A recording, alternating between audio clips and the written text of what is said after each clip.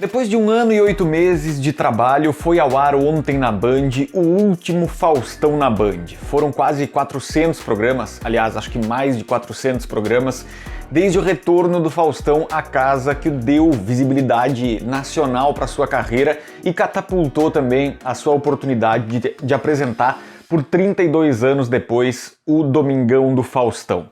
A gente ver o Faustão ali naquela despedida trouxe sentimentos conflitantes, ao mesmo tempo que a gente sabe que ele está hospitalizado nesse momento, tranquilizou os fãs num vídeo que a gente vai colocar no final desse vídeo aqui também para vocês acompanharem, mas de uma forma geral trouxe vários sentimentos ali, principalmente pela trajetória cambaleante que o programa teve nos últimos tempos de uma forma geral. Acho que depois do fim do programa, e acho que era uma previsão que muita gente tinha antes, que eu talvez como um grande fã do Faustão não tenha conseguido ler da mesma forma em outro momento, havia já a consciência de que fazer o programa diariamente poderia dar muito errado no sentido de consolidar a audiência, de conseguir fazer a audiência ficar fixa ou fiel ali por algum tempo.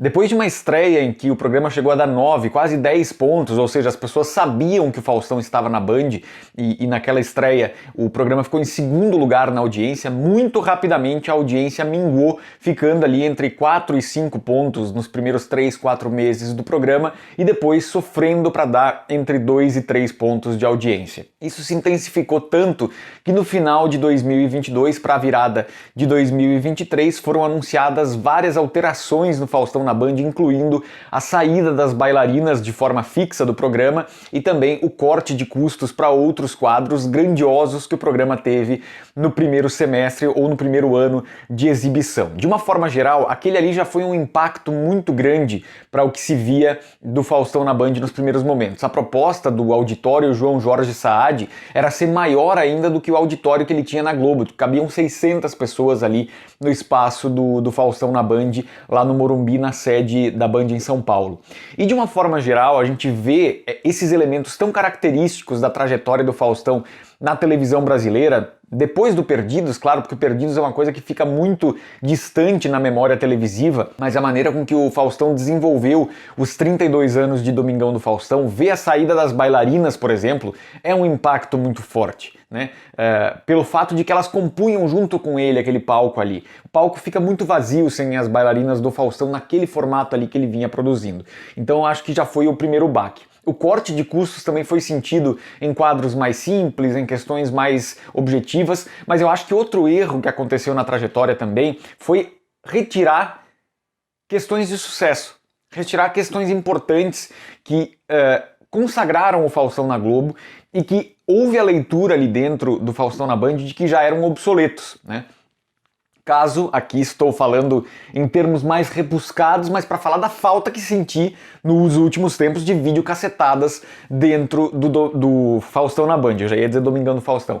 Dentro do Faustão na Band. Por quê? Porque é um elemento que caracteriza ele também, né? E isso foi minguando também no decorrer do programa pelo entendimento de que não segurava a audiência como em outros tempos. Ora, não segurava a audiência porque o programa também não daria a audiência que daria na Globo. Mas agora, com o Melhor da Noite, que vai estrear nesta segunda-feira com o Zeca Camargo e a Glenda, depois do programa, às 10 da noite, vai ter o Perrengue do Dia, que nada mais é do que um derivado do que foram as videocassetadas na trajetória do Faustão na televisão brasileira. E pra mim, não há ninguém que consiga narrar videocassetadas como o Faustão. Não tem. Ponto e basta, como diria Totó da novela Passione 2010, personagem de Tony Ramos. Acabou.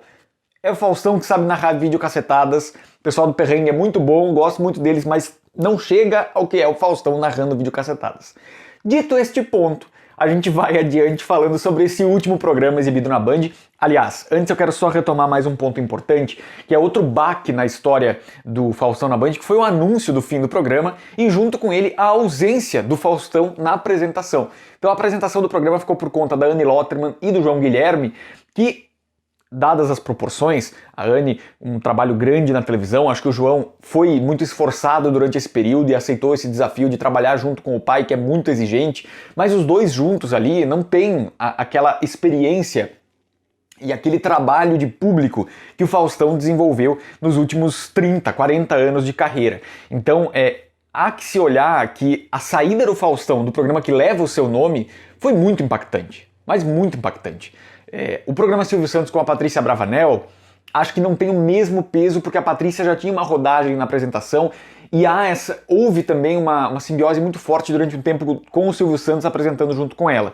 E ela manteve muito original o programa ali no formato que o Silvio sempre colocou, no mesmo horário, né, de muitos anos também, na mesma faixa ali da semanal também, importante dizer, né, ela só segue esse legado e numa posição em que ela se diz como ali substituindo o pai. Ela não fala que o pai se aposentou nem nada disso. Então tem essas questões que são importantes. De toda forma, o último Faustão na Band teve então a presença do Faustão.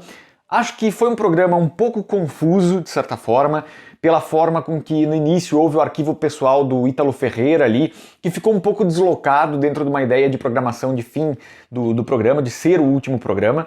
A gente sabe o quanto o Faustão é contrafeito a homenagens, ele não gosta de ser elogiado, de ser homenageado, nunca permitiu isso. E quando as pessoas tentam fazer isso, ele reage imediatamente tentando desviar a atenção para outra coisa ou falar de outra pessoa. Então eu acho que isso ficou muito claro ali daquela metade para o final.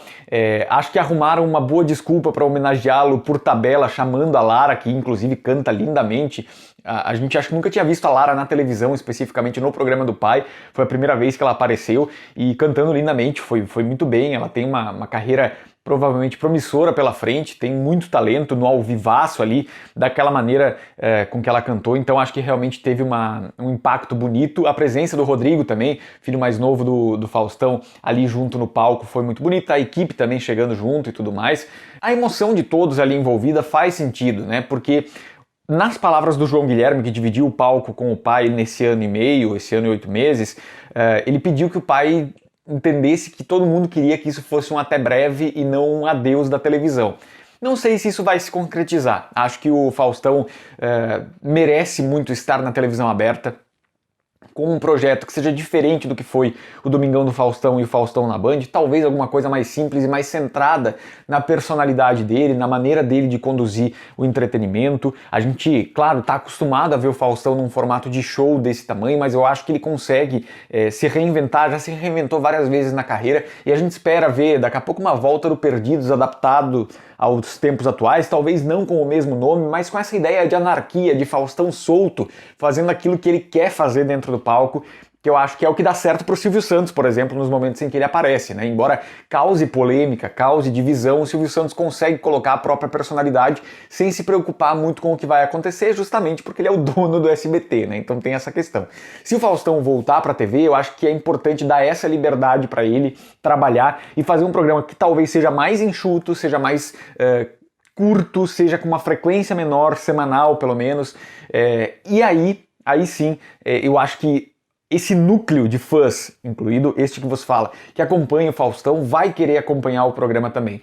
Porque no diário foi muito difícil mesmo para as pessoas que acompanham sempre acompanharam, querer continuar acompanhando o programa diariamente, porque era muito conteúdo, eram quase 10 horas de programa por semana. Então, teve um desgaste natural.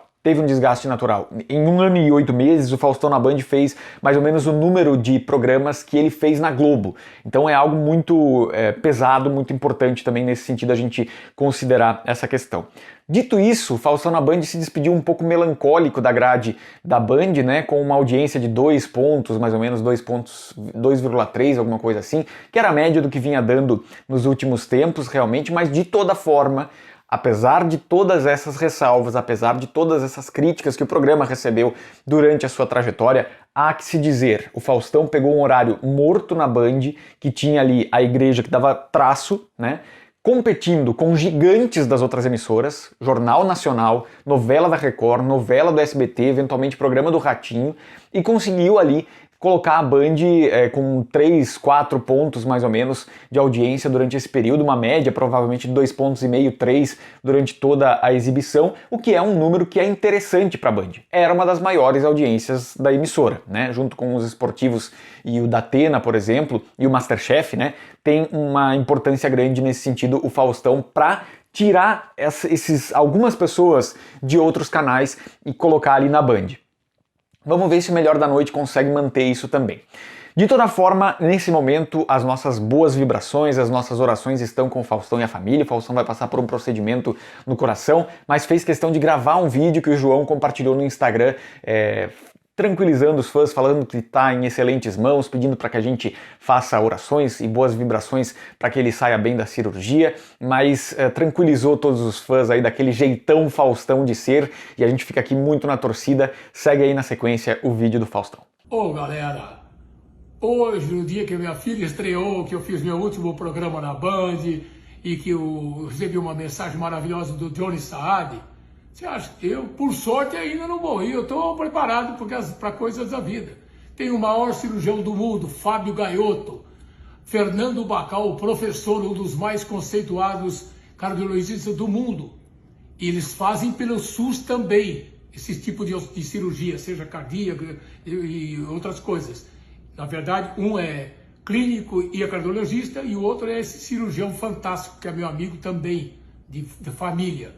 Eu estou ainda nesse tratamento, eles vão decidir que tipo de cirurgia pode fazer, e eu peço que quem gosta de mim, reze por mim.